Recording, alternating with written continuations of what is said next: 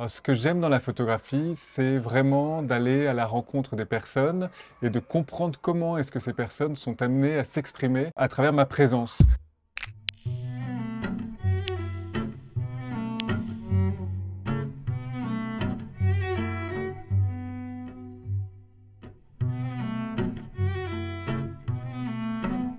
On est allé à la recherche de personnes qui donc ont des rapports assez particuliers avec le Japon, des évaporés, des personnes qui du jour au lendemain ont décidé de disparaître, des hikikomori qui, victimes d'ijime, donc de harcèlement, petit à petit se renferment sur elles-mêmes et finissent par vivre dans leur chambre, reclus, pendant des années, voire des décennies, hein. Il y a aussi le rapport des parents avec leurs enfants, le rapport des hommes et des femmes, la pression qu'il y a sociale sur les hommes et les femmes, le travail aussi, hein, les salarymen, la mort solitaire, hein, le fait que c'est une population en décroissance, c'est un grand problème au Japon.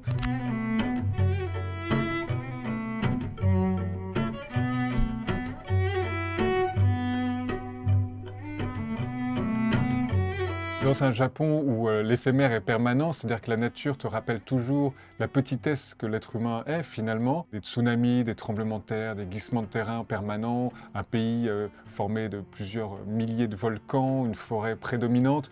Donc forcément, il y a un lien à la nature extrêmement particulier. Il y a une nécessité sociétale de survie en fait qui s'est mise en place et c'est cette société que j'ai voulu étudier, ce lien à la nature. On revient en permanence sur la puissance de la nature qui est bien supérieure à celle de l'être humain. Et ça, c'est magnifique dans la philosophie japonaise.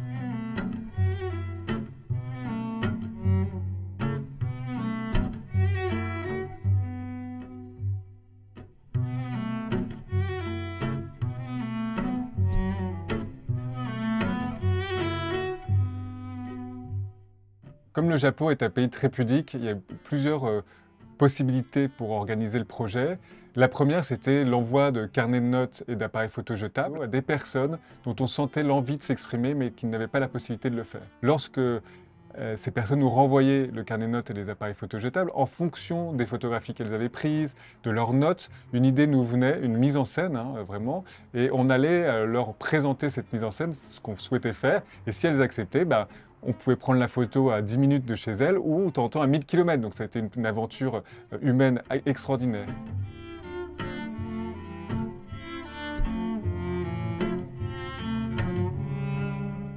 Sanae m'a dit, écoute, moi j'aimerais beaucoup mourir au pied d'une montagne pour que mon âme, mon esprit s'élève.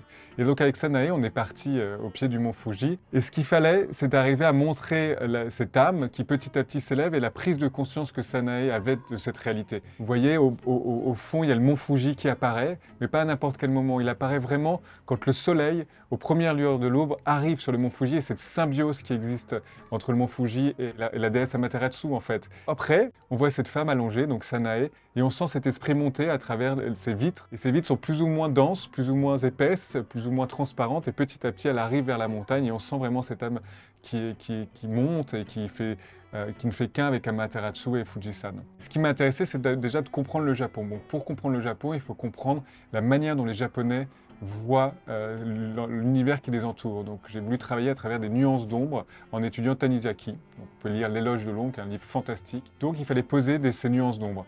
Ensuite, mettre en scène la réalité par la couleur, parce que c'est ce qu'on voit.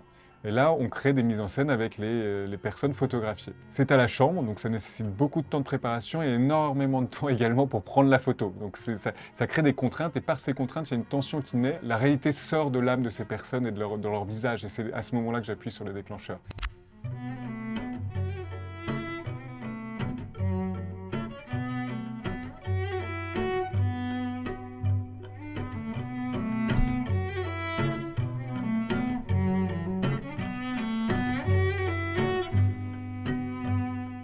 La ligne conductrice d'Israël, ça sera à travers les nouvelles technologies.